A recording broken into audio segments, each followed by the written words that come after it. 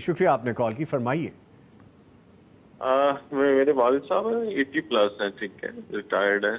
उनका attitude day by day बहुत harsh होता है, मतलब घर में किसी न किसी किस्म का मतलब इशू क्रिएट करके रखते हैं रिगार्डिंग बच्चों को भी, मतलब यूजली डांटना और इस तरह के मामला घर में, यानी मेरी मिसेज के साथ भी कुछ ना कुछ ऐसा कभी, मतलब वो जिसको हम कहते हैं पार्टीबाजी कर लेते हैं, उसके साथ अच्छा रवैया, बाकियों के साथ भी लड़ाई, मतलब वो चाहते हैं कि एक दूसरे के साथ ये मैच क्रिएट करते रहे।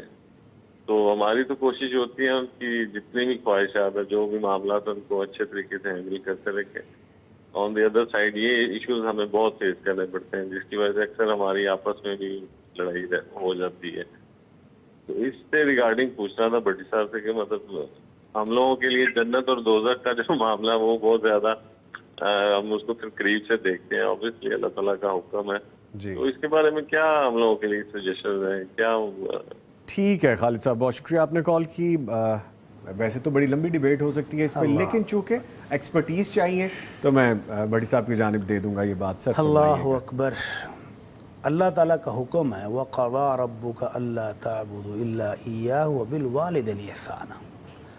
अल्लाह ने कहा कि मेरी इबादत के बाद फौरी जो हुक्म तुम्हें मिल रहा है कि वो वालिदैन के साथ अच्छा सलूकी करना है, उसने सलूक है वो, और ख़ास तौर पर उस वक्त जब वो बुढ़ापे की उम्र को पहुँच जाए। ये 80+ की बात कर रहे हैं ना भाईजान।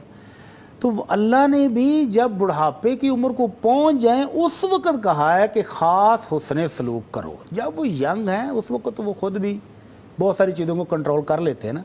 अब बुज़ुर्ग 80+ हैं तो वो थोड़े से चिड़चिड़े भी हो गए होंगे, तो हो सकता है कि मादी की कुछ आदतें पुख्ता मज़ीद बिगड़ गई हों। तो अब इन औलाद को जो जवान है इनको अपने सब्र में मज़ीद इजाफ़ा करना चाहिए। उनके लिए दुआएं करें कि अल्लाह हमारे बुज़ुर्ग हैं, अल्लाह इनको थोड़ा सा नरम फरमा दे, अल्लाह इनके दिल में रहमदिली फरमा दे, अल्लाह इनकी इस्लाह फरमा दे। दुआ करें, लेकिन उनके सामने नरमी के साथ झुके रहें। वख़्फ़िद लहुमा जनाह ज़ुल्ल मिनर रहमा। अल्लाह कहते हैं जब ये बूढ़े हो जाएं तो फिर इनके आगे से चीखना चिल्लाना नहीं, उफ़ भी नहीं करना, डांटना भी नहीं, इनके साथ तकरार भी नहीं, बल्कि इनके सामने बिछे ही रहना है। हमें हुक्म यही है। और मैं एक ऐसे ही सादतमंद बेटे को भी जानता हूँ जिसने अपनी 5 या 6 बहनों की शादी बाहर रह कर करवाई। कमा के देता रहा वालिद साहब को कि आप बहनों की शादी करते रहे। सब की शादियाँ हो गई, एंड पर उसकी भी शादी हो गई, 2 बच्चे या 3 बच्चे भी हो गए। तो उसने वालिद साहब से कहा कि अब्बू जी अब अगर इजाज़त हो तो मैं वापस आ जाऊँ, अब आप भी ज़ाहिर अकेले हैं तो मैं आपकी खिदमत करूँगा।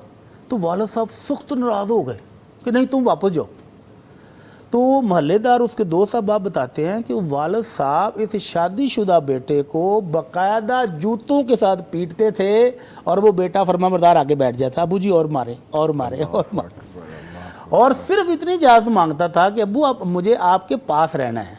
तो वालिद साहब ने कहा नहीं, सख्ती के साथ तू वापस चला जा, और वो बेटा फरमाबरदार फिर वापस चला गया।